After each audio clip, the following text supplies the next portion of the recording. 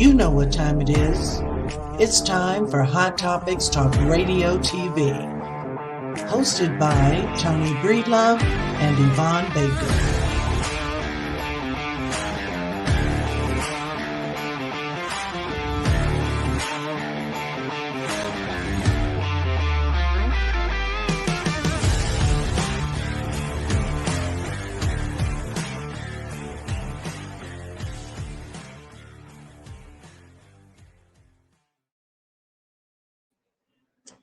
Hello, hello, hello. Welcome to Hot Topics Talk Radio. Hey, Toni.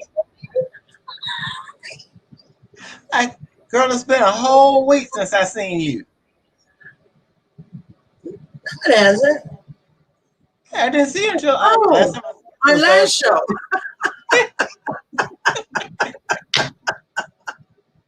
This is how you know it's time for a hiatus. Yes, it is. So how was your day?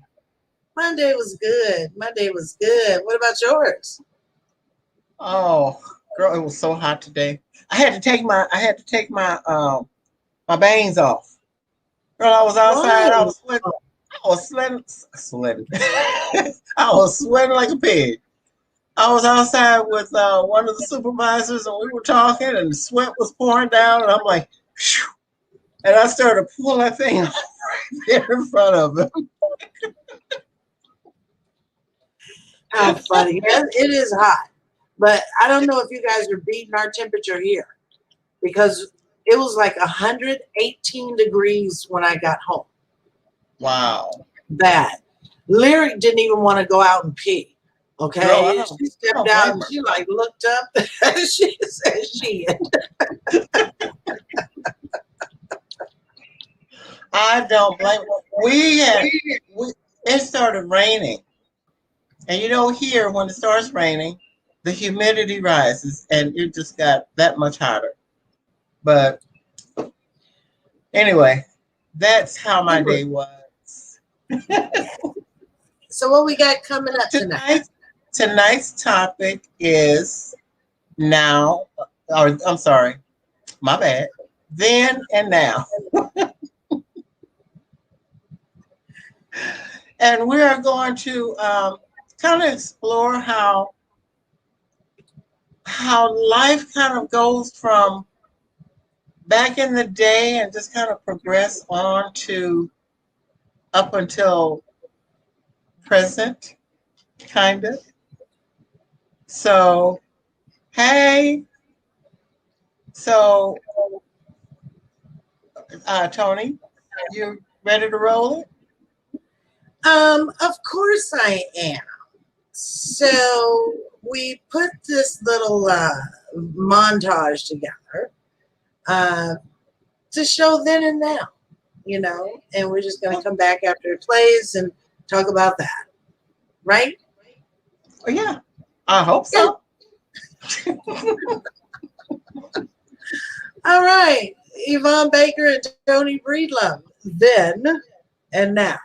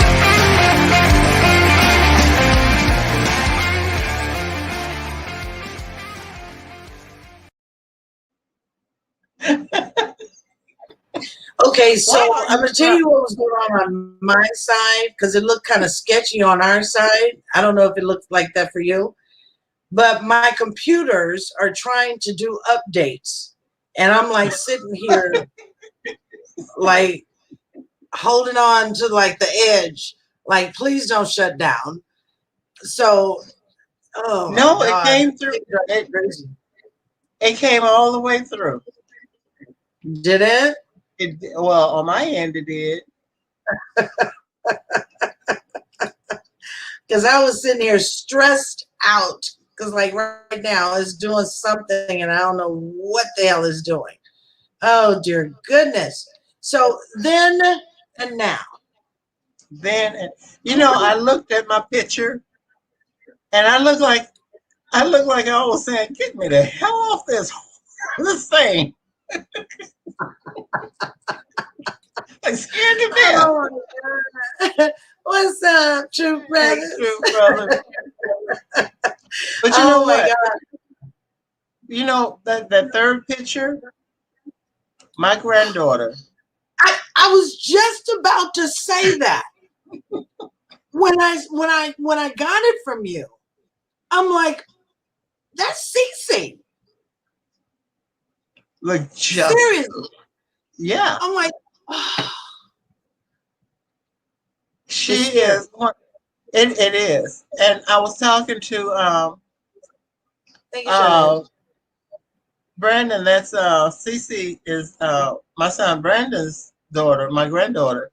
So I was talking to Brandon about it this morning, and I'm like, it's like I just can't get over how much she and I look alike on that picture.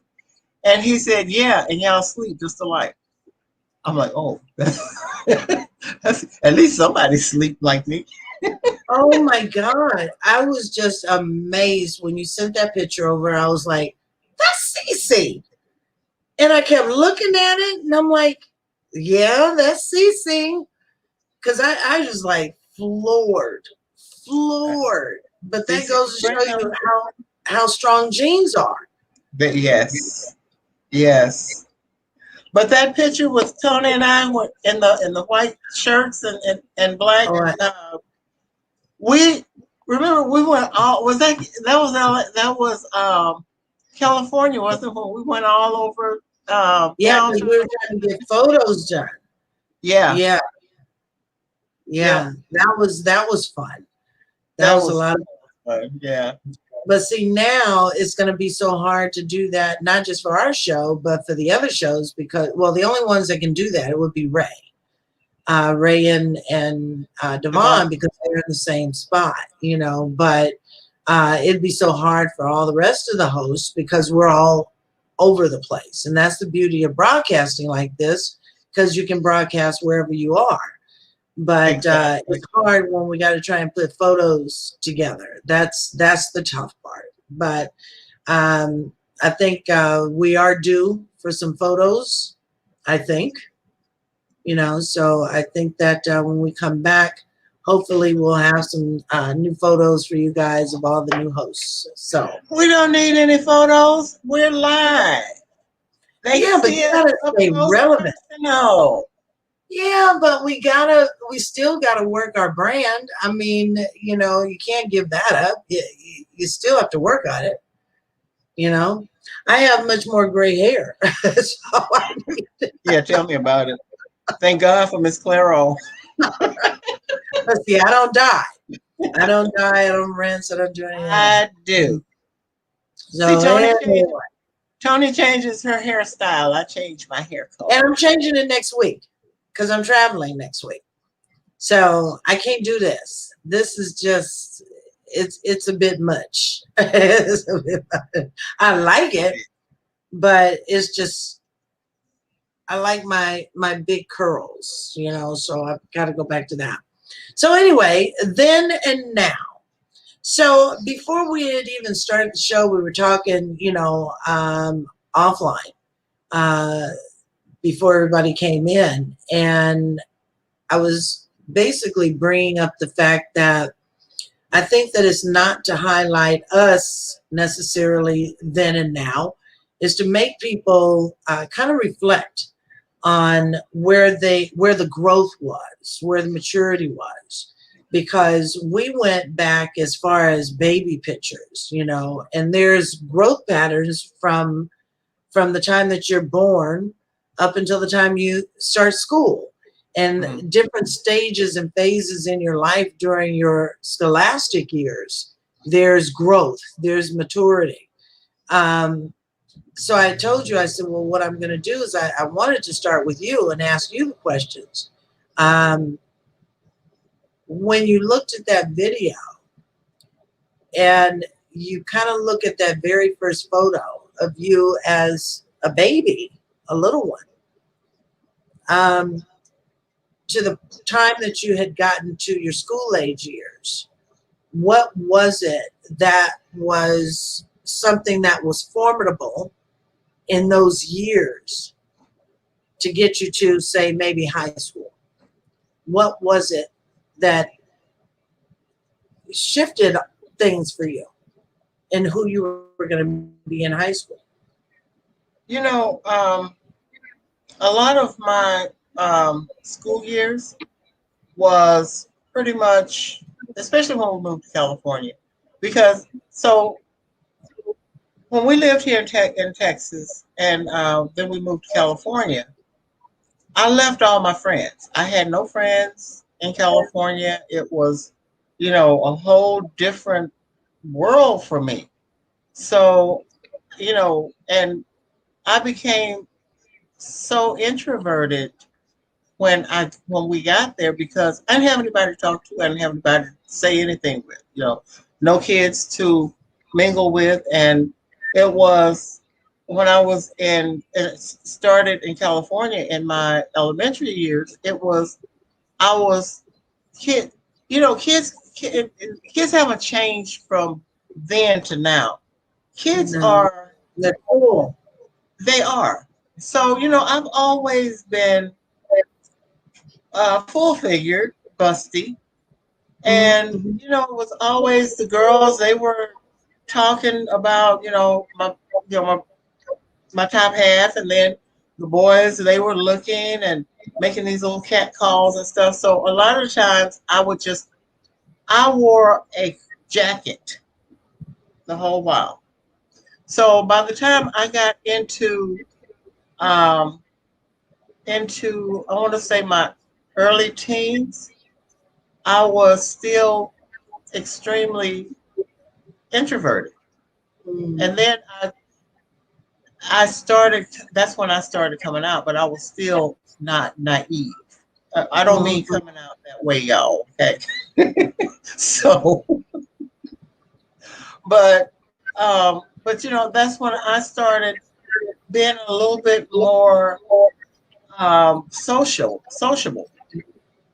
and it just kind of progressed from there. But you know, so you know, like I was telling Tony, the reason that this came to me was it was a conversation that my son and I had earlier last week, and I was actually laying in bed, and I was thinking about what we had talked about, and I started thinking about how naive I was from, I guess, from the time I was, you know,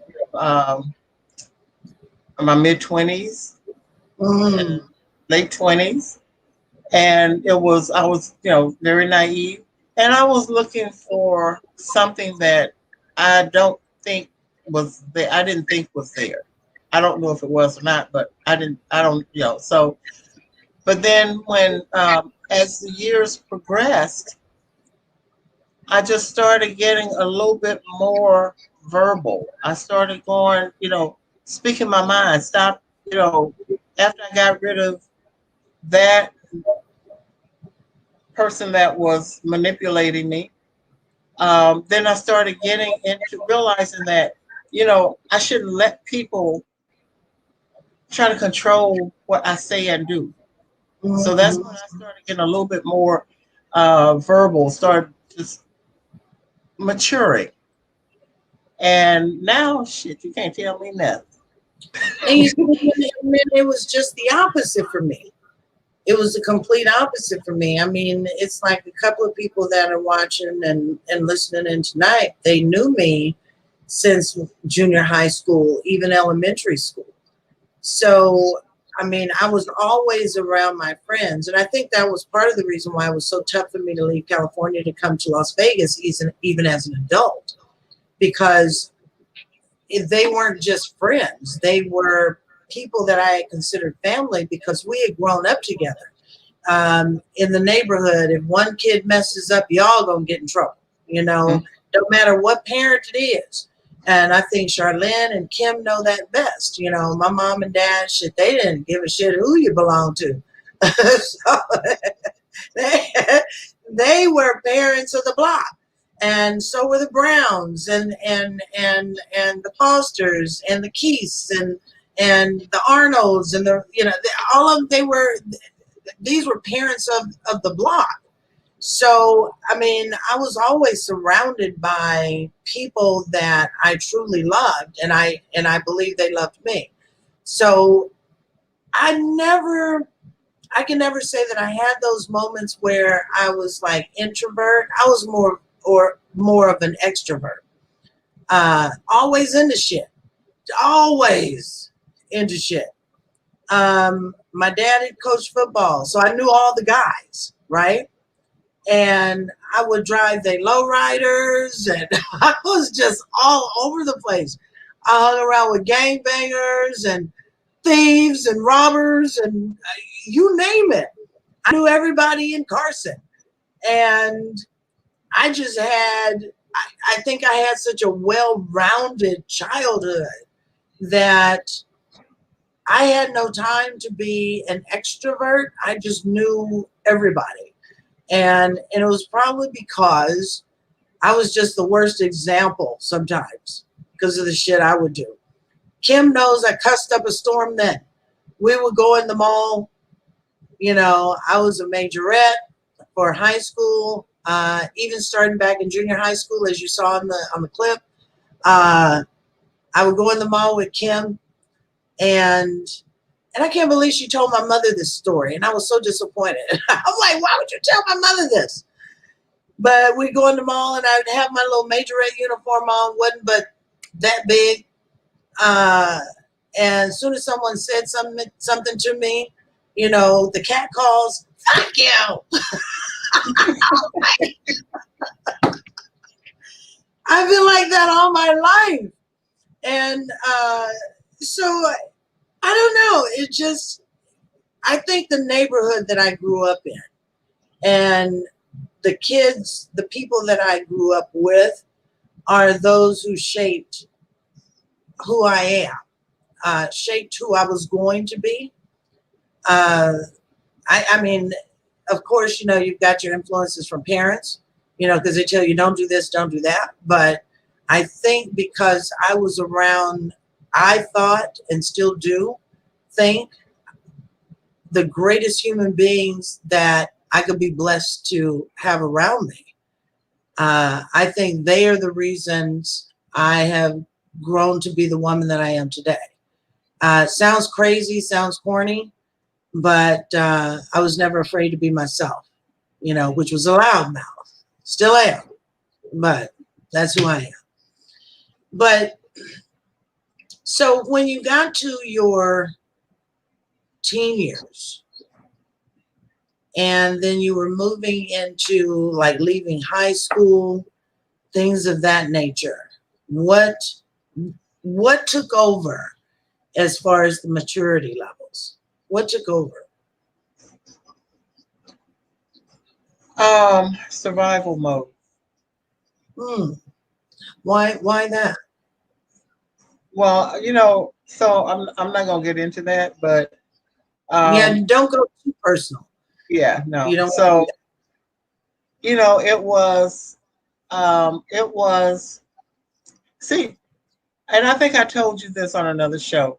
You have been so sheltered. Even though you hung out with all these, you know, different people and, you know, had all these, you had a village. I had that. Is true. Yeah, that is true. And I don't know if you remember a show we did when we were on Blog Talk, and it was about abuse. And Mm-hmm. I was bringing some things to and bringing some things out, and you were like, you didn't know about things like that could happen, and Mm. and to me it was like, well, I thought everybody would know stuff like that could happen to people, so so Yeah.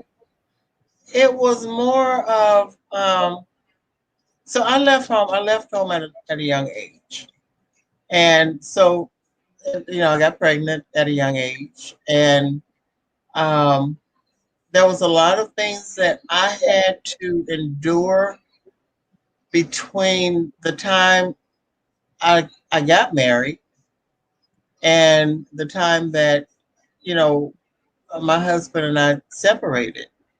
So there was a lot going on, Mhm. and so that was a lot of maturing that I had to do during that span of my life. Because by Mm. then I had two kids that I had to raise, and Yeah. I did the best I could. And I had two kids at the age of 19, so I had to raise my kids, and you know, thank God that my mom was there to assist me with raising them, but I Right. still had to take care of them. Right. So it was it. I mean, so that's what I think. That's where my maturity, my maturing. Well, y'all know what I'm trying to say.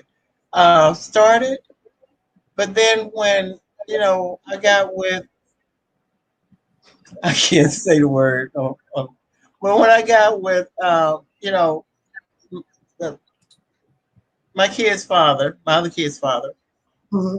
Hey, Cece. I was I was still looking for that acceptance because I was never Mm-hmm. accepted as a child.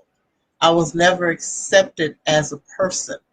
I was just, so that's why it took me so long to start coming into myself because I couldn't wrap my mind around what it was that I was missing. So I would say Mm-hmm. from my early teens up until maybe in my 40s Mm-hmm.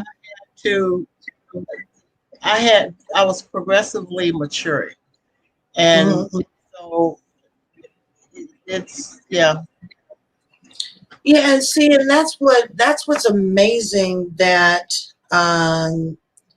for me, I think it's amazing when people can come together and have such different perspective or different different uh, raising, you know, um, and still be able to communicate because our experiences couldn't be any more different, Right. you know, because I come from a neighborhood where there were mothers and fathers in the home. I come from, and I don't want to make it seem like it was, like the picket fence and all of that. I don't want to do that. But for blacks, as I was coming up in the 70s and the 80s, um, that was a huge deal, where you could be in a nice neighborhood and have the nice homes, and you have two-parent households, and the kids go to school and they come home, they do the chores. I mean, it was like the Brady Bunch in a lot of ways. We just had dark skin. And then you have the neighbors who are tight, where they get together on the weekends and they play cards and, have parties and, that kind of thing. You see your neighbors down the street, you wave and you yell out, hey, that kind of thing. And as I mentioned, all the kids they knew if they did wrong, it was not just one neighbor who might say something. you know, or even commence to whip your ass, you know, if you were doing wrong, that wrong. Okay. Yeah. Deves says Carson was like Mayberry. It really was. And it was Black folks, you know, and that's what made it so unique. But we've had such different raisings and rearing. And I think it's just interesting that, you know, we can be able to share these things and talk about it and see the differences, but not have the differences. Because it was something that you said a moment ago. You said that it was funny because you said you were sheltered. And Kim wrote back and she said, no, it wasn't sheltered. I think what it was is that my parents, they raised me and my brother in a way of knowing that, you know, you had to go to school. There was no exception, no exceptions to the rule. You had to go to school. You had to make the grades. You had to have an idea of what you wanted to do. Okay. Because they had no qualms about saying you're going to get out of my house, period. They made no qualms about it. I was afraid to ever bring a baby home to my house because I was afraid of my daddy. Shit, I'm still afraid of him. And for anybody that knows him, hell, I'm still afraid. I didn't have dates like normal girls had because my daddy, he wasn't having it.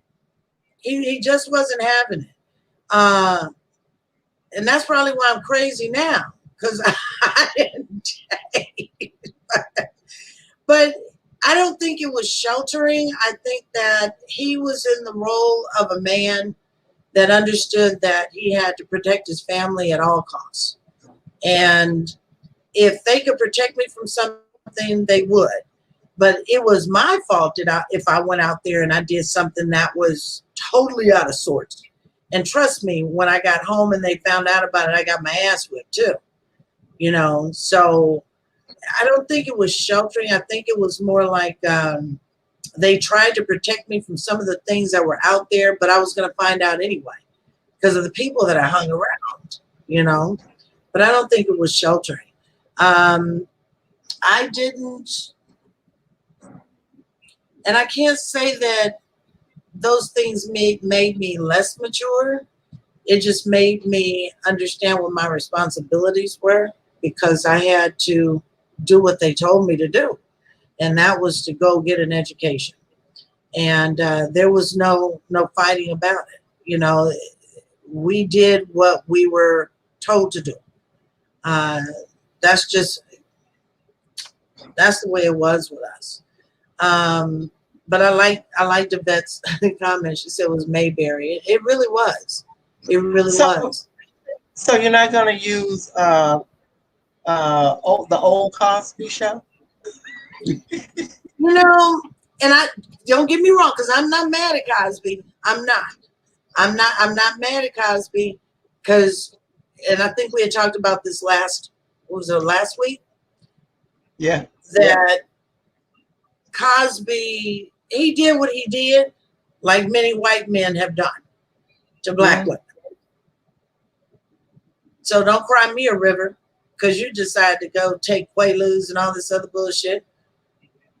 You know, don't cry me a river. You knew what was going on. That's what you went over there for. I agree. I'm not saying that sexual assault doesn't happen. It happens every single day. And it happens to, you know, children, women, men. It happens. And I do feel empathy for those who go through that.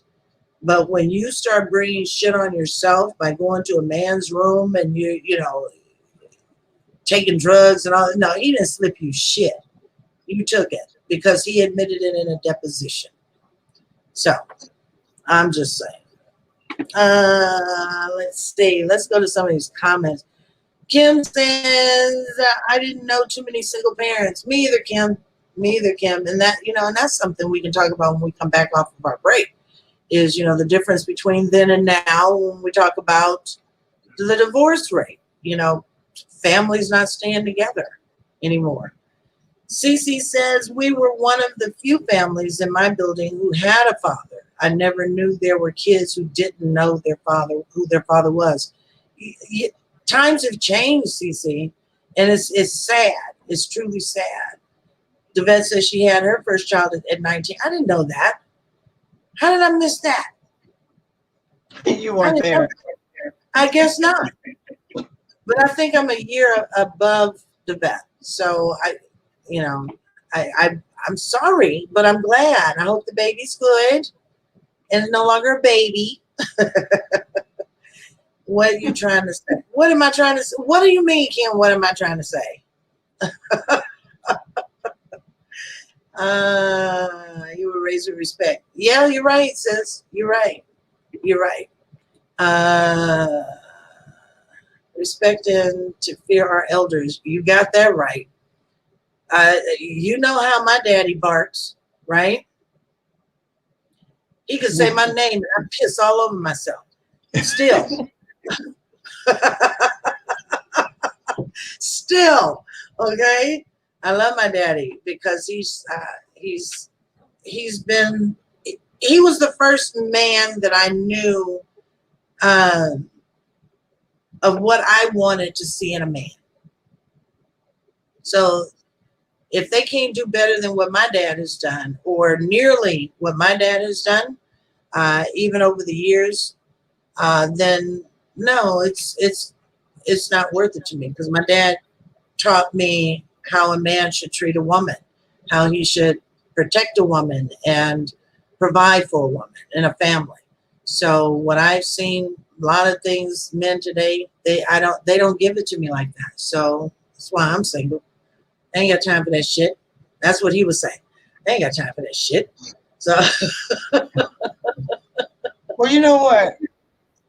I've got 3 sons, and I have to say that I admire all 3 of them, because, like with Brandon's got, he is the picture of what a father and a man should be. absolutely. You know, Absolutely. he's got 4 girls, and they have they have worried him so much he's gonna ball. Now he's got, now he's taken on 3 more kids. I know, you told me. Yeah, just to keep them, out of the system. And I admire him for that. My youngest son, he's got a daughter. He's there. He is there in the house for her. My oldest son, he has a son.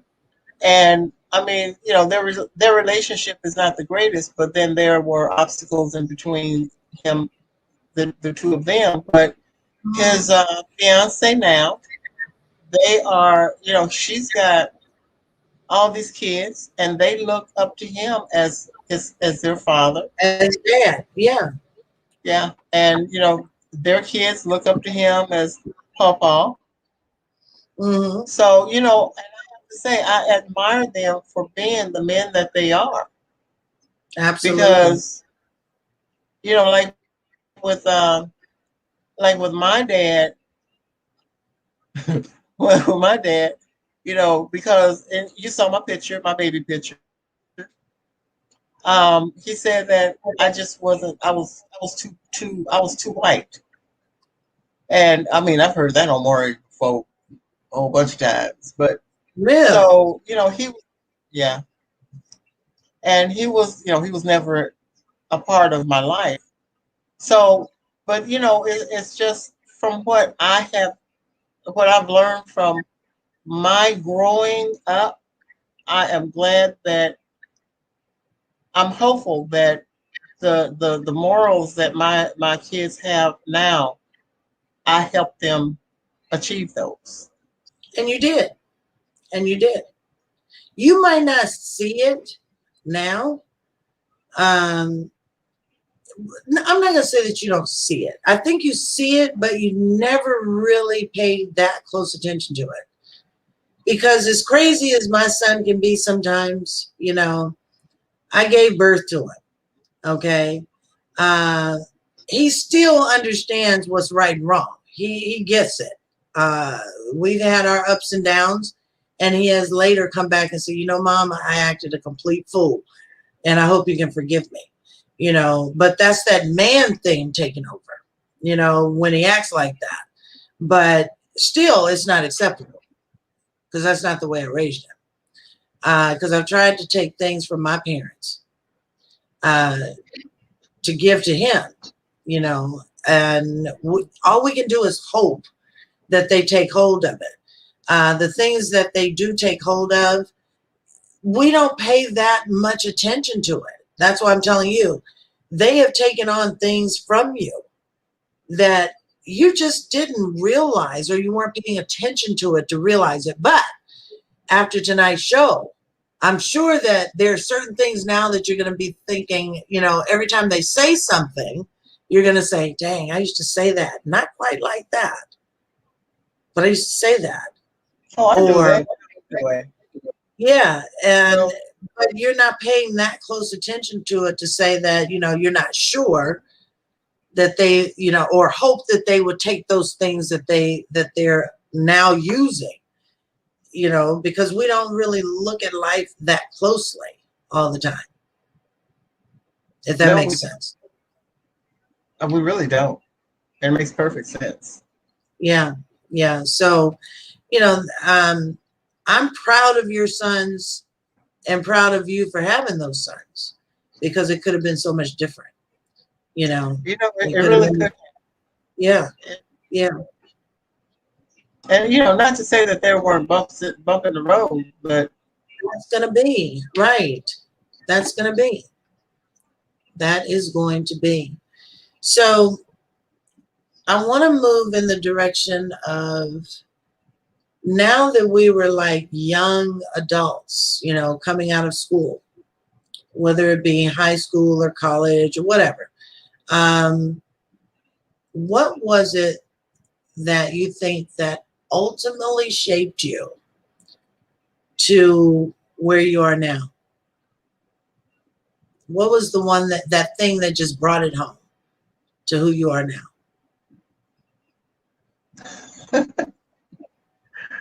that's a good question, Toni.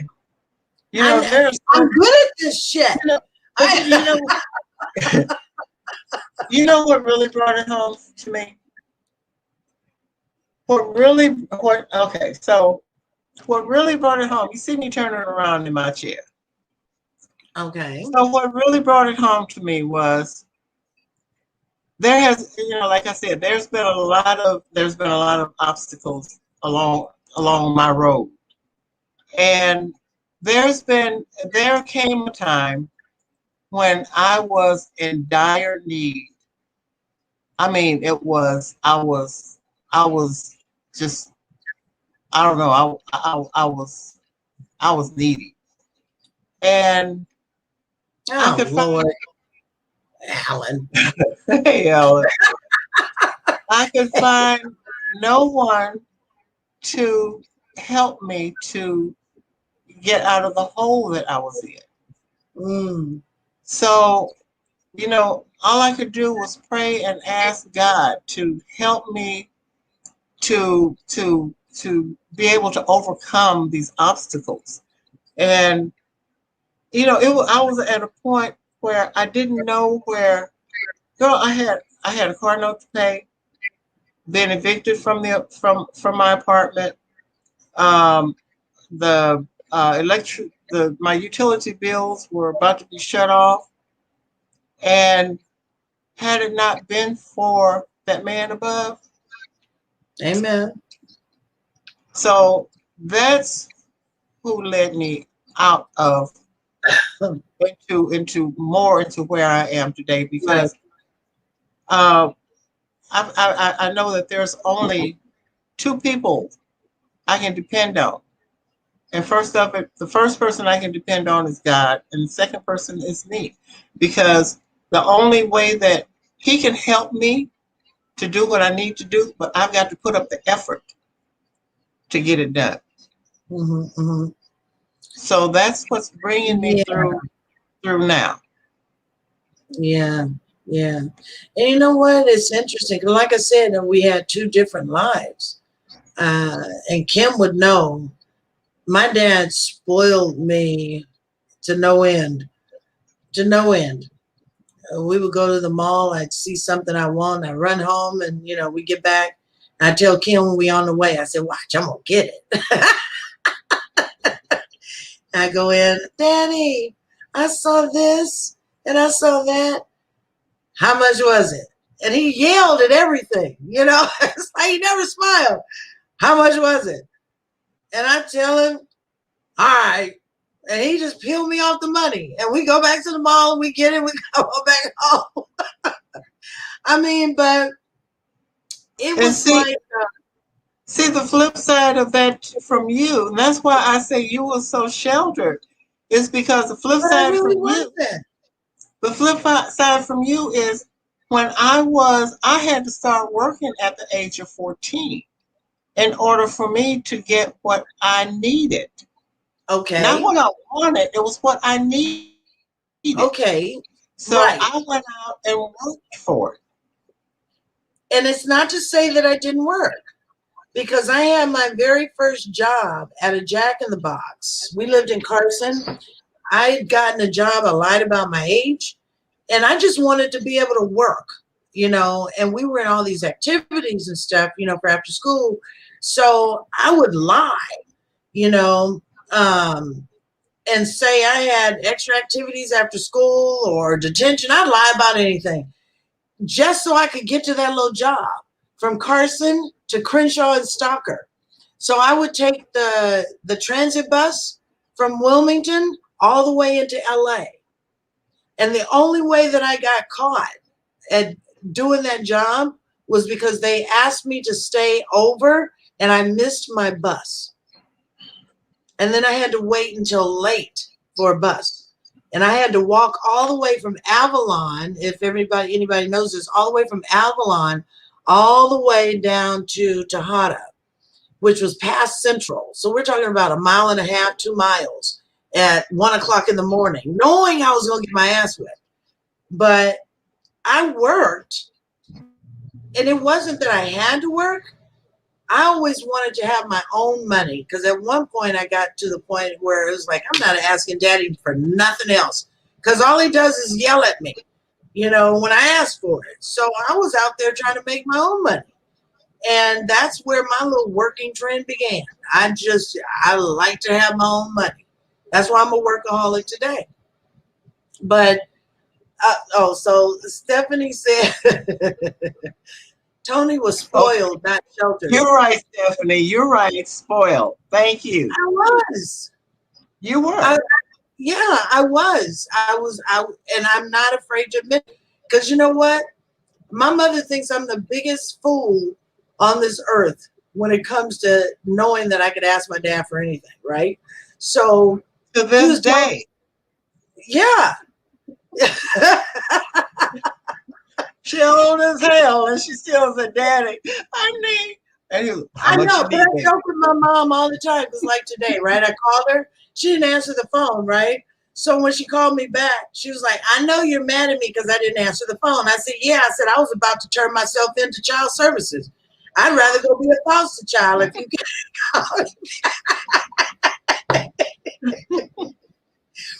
But I was telling Mom, I said, when I come, I said, you got to realize, I said, when I come there, there's one thing that I had never gotten and I failed to ask for. And now that you have the land and you have the ranch style kind of fence in the yard and all that kind of stuff, I said, tell Daddy. Yeah, I said, tell Daddy I want a pony, because he never got me a pony. She's like, you big fool. He ain't buy no damn horse.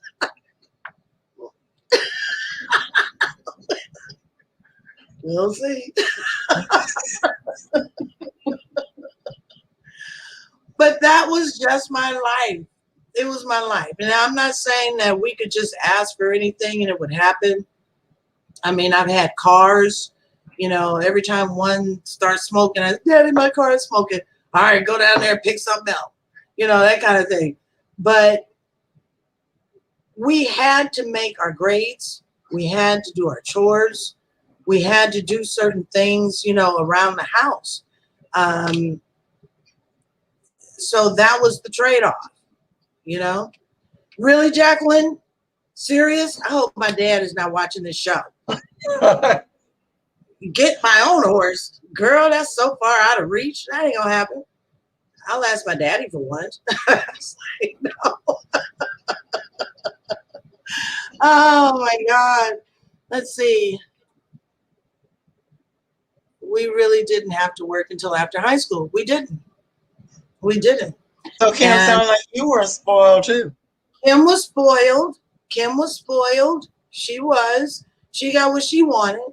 You know, both her parents were in the household, you know, and we had some good times coming up. You know, what she wanted, she got, you know, and then beside that, she had sisters, older sisters that would buy her what she wanted, which I was jealous, you know, but yeah,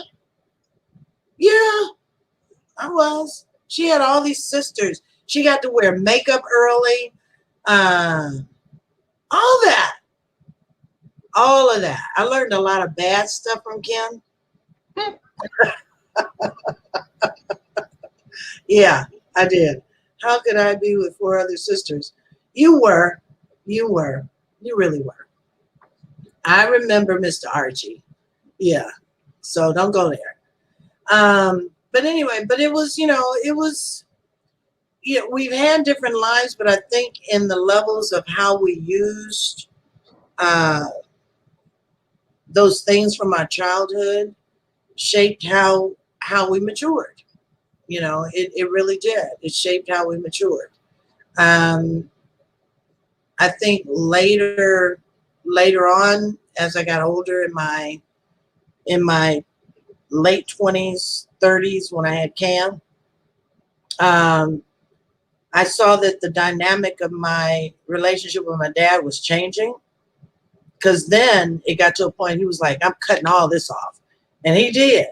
He cut it all off. He said, you're going to take care of that baby. You're going to do this. You're going to do that. You need to put your money in the bank. You need to watch the stock markets. You need to do this. You need to do that. So the dynamics changed. He's still mean as hell. But then it forced me to become an adult and become responsible. But it's just it's weird how we can have different lives and you kind of reach maturity in a lot of ways the same way, because then you're forced to mature because of certain situations. I mean, that's all I can say about it. So what you got to say? Well, what they got to say in the room? That's what they got to say. I didn't learn shit that was good from you, Kim. And I'm going to stop cussing. My mother told me, she said, I watch your shows and sometimes you just, I'm going to whip you. Oh, Miss Joanne now. Yeah, you need to watch it. Oh, Lord. Anyway, no, whatever. Cece said, I'm putting Kim out there. I'm blasting her out. Kim and I have been friends for, sheesh, how old are we? Over 50 years. 50 some years. So I can put her out there, Cece. She don't mind. Because all she's going to do is call me and cuss me out. We'll laugh about it later. Hey, isn't Kim supposed to be coming back to Vegas? I'm hoping so. She and her husband travel so much, girl. We got to get on a schedule to see Kim. They travel a lot. That's good. Yeah, right. You stop cussing when they throw dirt on you. Amen. Amen. Hallelujah. Hallelujah. Let's see.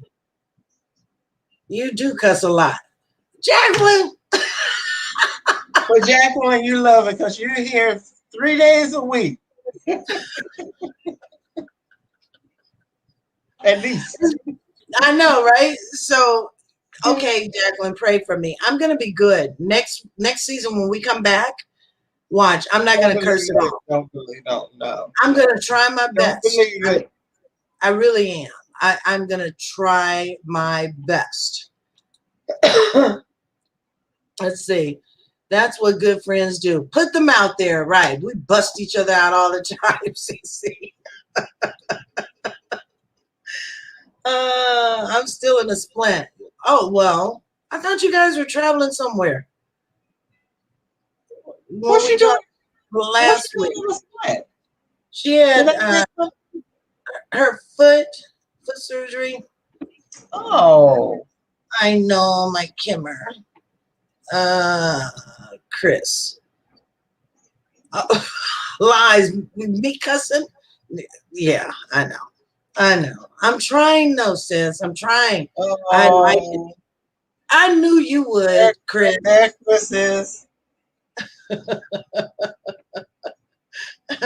I'll cut some for you. How's that? Before the show's over. We are a bunion surgery. Okay, so you're still traveling. So, you know, kind of like let me know when you're coming to Vegas. Let me know. I would really like for all of you guys to like hang out with Stephanie. Stephanie. You're right, Jacqueline. Ye little faith. You are so right, Jacqueline. You guys don't really believe that I can stop? No. Why? Toni, that's just like smoking. People say, oh, I'm going to stop smoking. And next thing you know, they got a cigarette in their mouth. Your cussing is just like people smoking.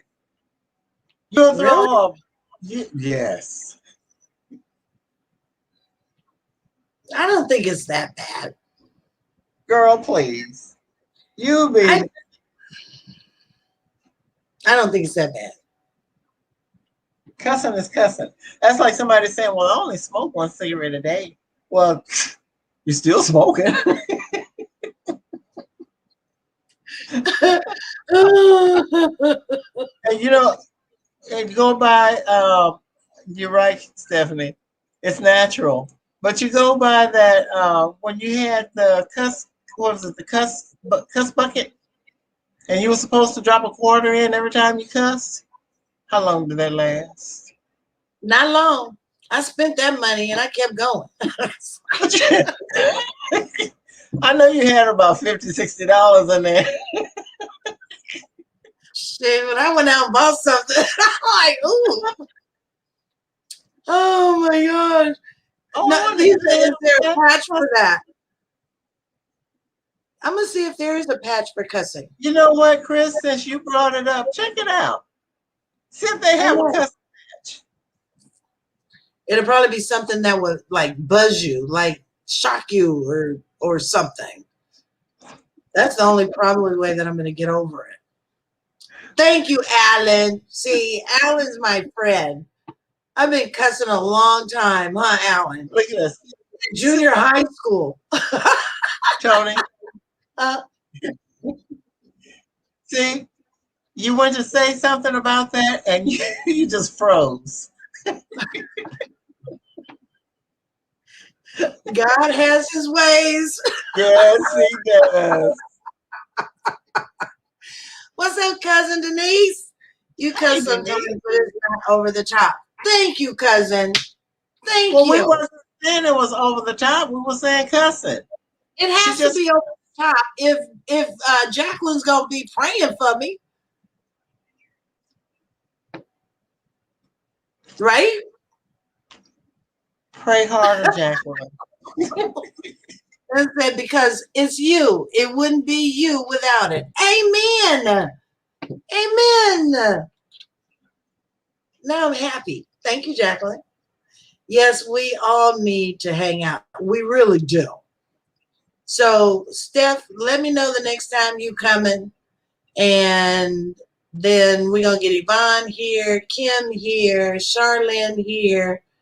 We're not inviting like the guys. See if I can get cousin Denise to fly down from San Fran. You know what, Tony? What? You're talking about this is a girls thing.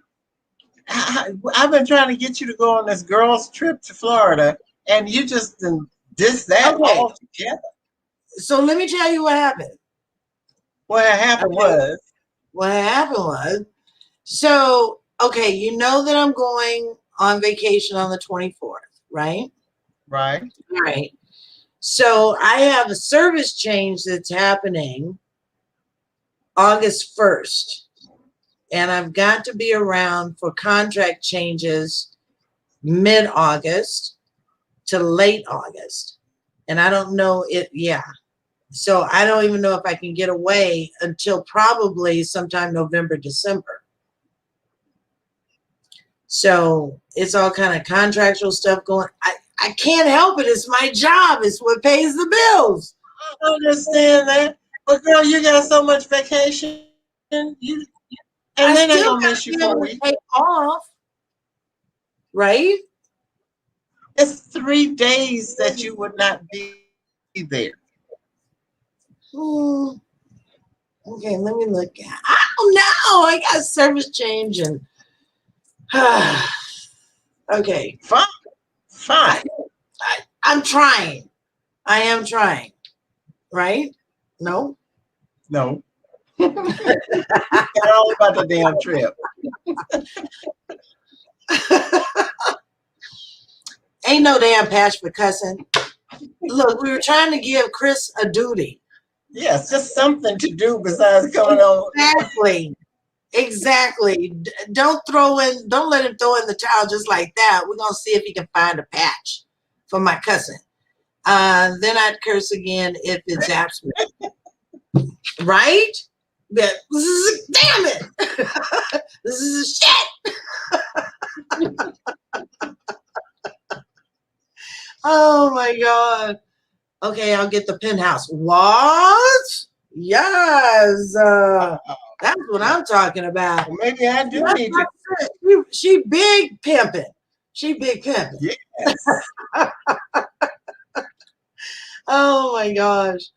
What Alan got to say? He going to come in here disrupting stuff with all you ladies. Some people curse during intimacy. Is it still bad? Just curious. See, now he has flipped the topic. It's too late, Alan. You coming in on the ass end of this show. I know. At 8:01, you asked this question. Is this no? I don't think so. I think it intensifies things. Don't you, Yvonne? Oh, I thought Alan is the one that posed the question. Don't you think it intensifies things, Alan? Well, he's asking us. Well, no, I don't think it's bad. Just saying. Oh my God. We got to get out of here. Let's see. I'm going to try and get through these comments. Hell no, it ain't bad then. See, you cussed. Jacqueline didn't say she was praying for you. Hell is in the Bible. Good for that. Amen. Use your vacation days. Jacqueline, why did you stir her up again? That's right, Jacqueline. Yes. I don't know what to do with you anymore. I have started a new job, and I told them I'm going to be gone from September 29th to October 4th. So don't look for me here. Okay. All right. Let's patent one. A patch? Oh, yes. For cussing? I wonder how we can do that. Okay, I'm going to make Steph the committee chair. Cece, you can be the test person. So every time it zaps you, we're going to see if it makes you cuss. Okay? Y'all let me know how it goes. Well, what's Chris' job? He's the one that brought this up. I know. That way I'm like, what? What are you talking about? He's talking about Alan's response. Oh, that's the way I like it. You dirty. So nasty. That's what he just said. That's the way he likes it.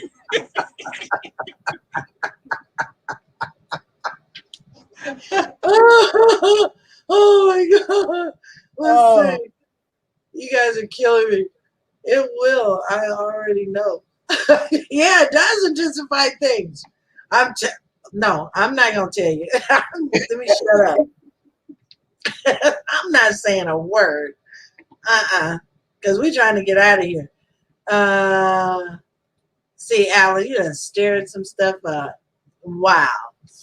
Well, Miss Yvonne, Well, Miss Toni, it is 8:04, and we have come up to the end of this show of our season. We'll be coming back right around Labor Day, is it? Yeah, around Labor Day. So early September. We are going to be taking a break so that we can kind of recharge our batteries. much needed one, I must say. Yeah, because we've gotten to a point where we forget what we're saying, we forget what the show is. We cannot use that as an excuse. I'm sorry. Oh my God, it is. But it's because, we get to the point of burning out. And I think we've said this before. We've been at this for 11 years. 12 years will be October. And we enjoy it. We do it for, our supporters, our listeners, our followers, the viewing audience. But it's a lot of work that goes into these shows. And it's just not hot topics. There are 4 shows a week. And you're on all 4 shows? Yeah. Well, I'm not on them. I'm producing them, which is the work. Yeah. Because the shows have to be written up. We have to schedule them. We have to post them on social media. Invite folks. We look at the numbers that are, so it's more to this, what we do, than just pressing a button. So, when we run these shows and we run them consistently, what happens is that I get burned out. I get to a point where I'm calling or I'm sending messages to all the hosts of the show saying, "You sure you want to do a show this week? Because I'm burned out."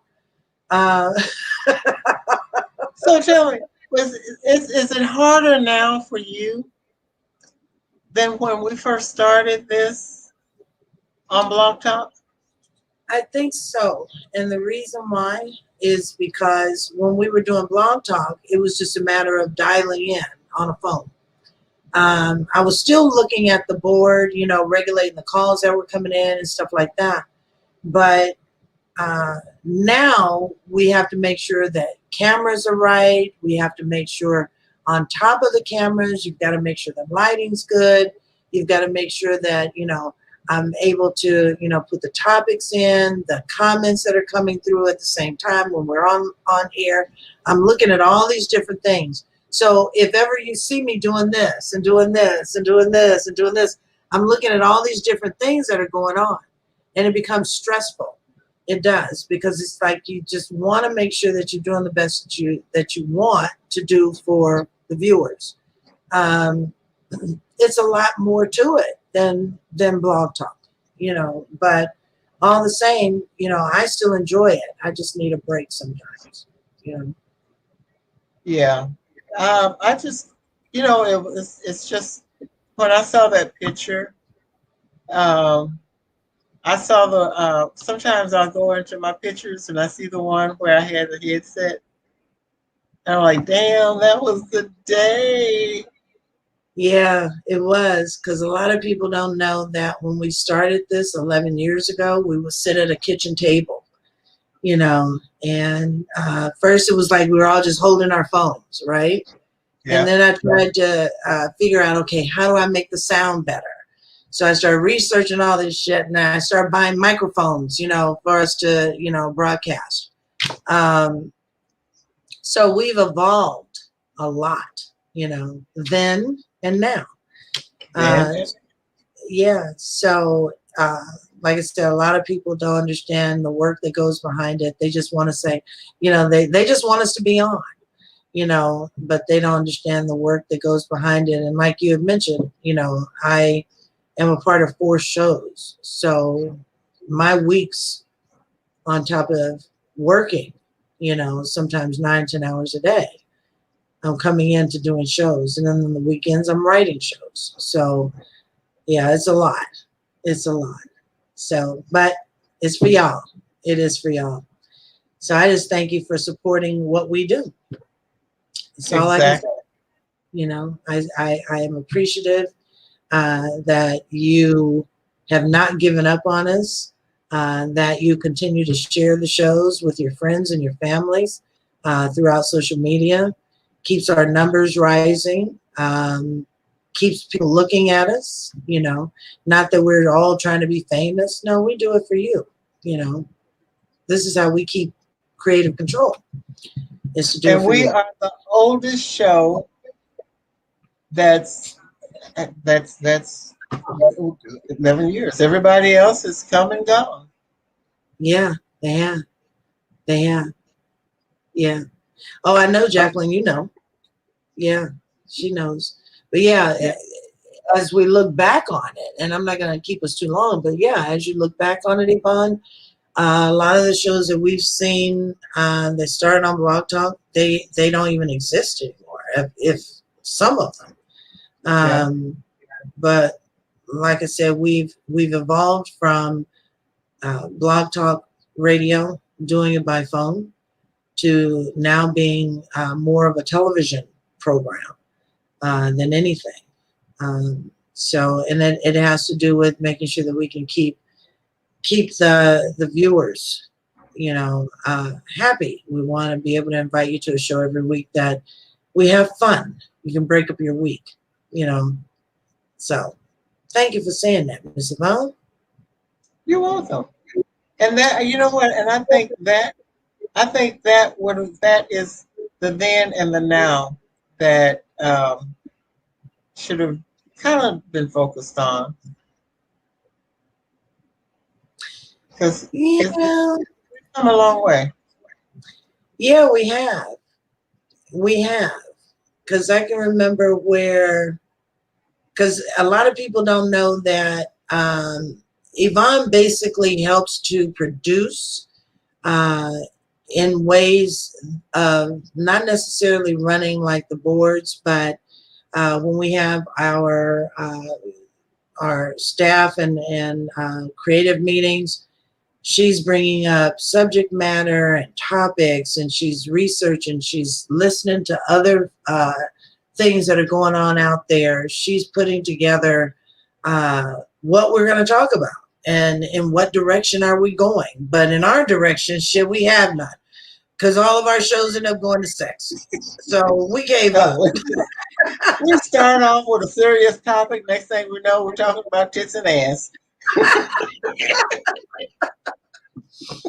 But I thank you for doing such a wonderful job. You do. You keep me on my toes. Because when you throw a subject at me, you know, I sit here at the computer and I'm thinking, oh, what the hell direction does she want me to go in?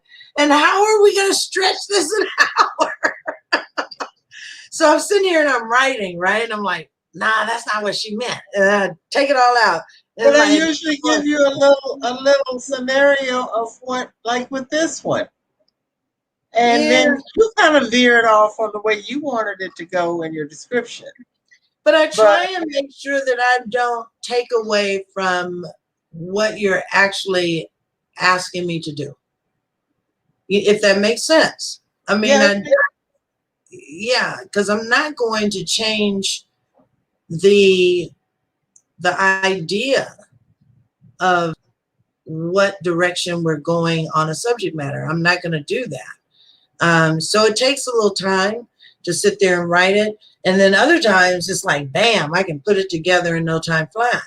But sometimes I'm sitting here struggling. I'm like, what the hell does she want me to say? But see, we can, and you know what? We can have a show, a topic that we know it's not going to go more than 30 minutes to talk, the conversation.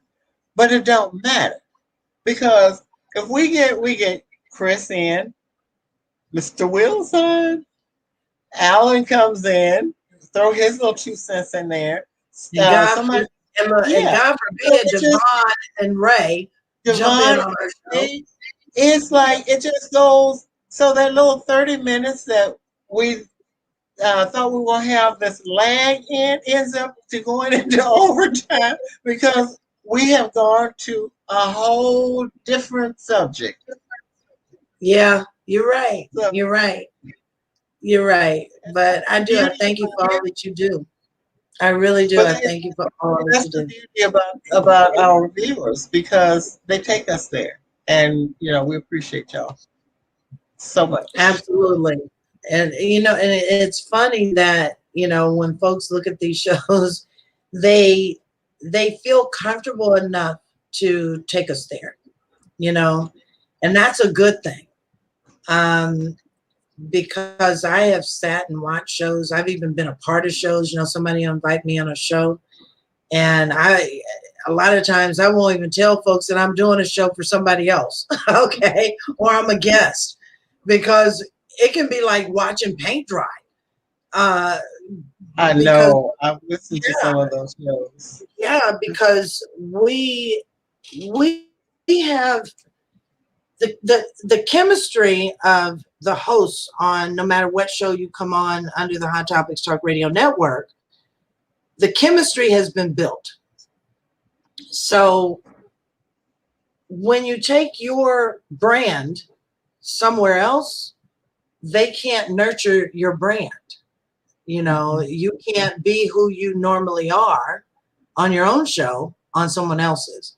So a lot of times when I'm sitting on someone else's show, I'm like this.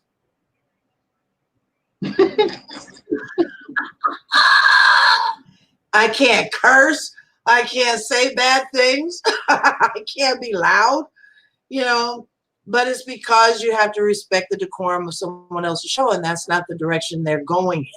So what we have here under this network are really 4 unique shows, and they're unique from each other, not just from other shows on the outside, but they're unique from each other show, because it brings its own value, so it's hard to sometimes mix like shows like this with real world news because it's its own genre, and we keep it that way.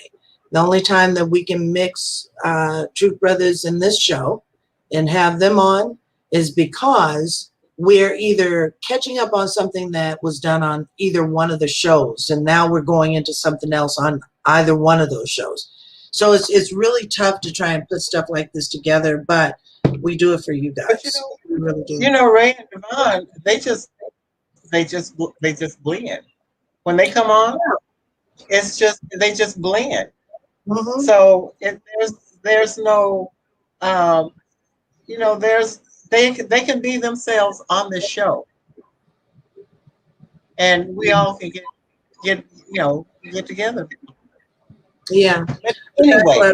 Yeah, because like I said, it's just a unique mix of different shows and different hosts who lend something to the other host. They're never really playing against each other, or they're not playing both ends against the middle. They have their opinions. They sometimes mesh, they sometimes don't, but it's a way that they can actually blend what they do, their brands, and make the show work. So we're very fortunate to be able to have a network of shows that can do that, and it's rare. It's very rare that you can find personalities that do that. So thank you for that. All right. That's what I do. That's what I do. And I think we prolonged it a little bit This is our last show for the season. So I know, because we're gonna miss you guys. We really are. we Because I'll are. go into like, yeah, because 2 weeks in, I'll be like, damn, I should go on air. I should do something by She myself. will. She will. She's gonna pop in. Watch. Because I love being there to talk to my people. And like I said, it's more of an appreciation than anything. It really is, because I miss you guys. It's like family, you know. So that's what this is about. All right, you ready to get out? I'm ready to go. All right, well, let's go ahead and do this. I'm going to go ahead and start taking these banners down. Again, you've been listening to Hot Topics Talk Radio TV with me and Yvonne Baker. I am Toni Breedlove. That beautiful lady is Miss Yvonne Baker. You can catch us on Facebook, catch up on some of the past shows while we're on hiatus.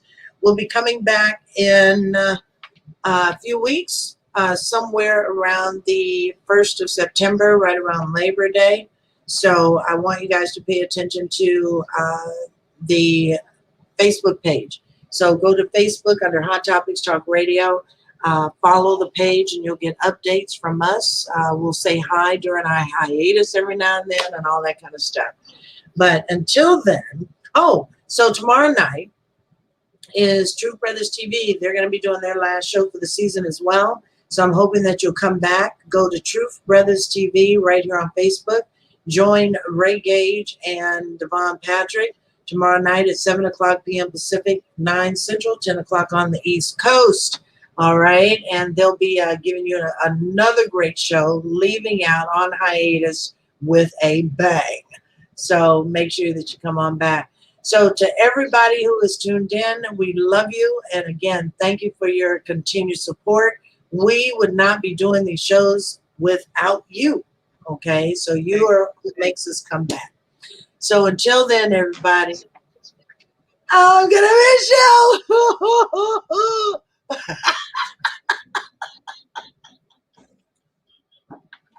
I'll see you in 2 weeks. Girl, I'll be back.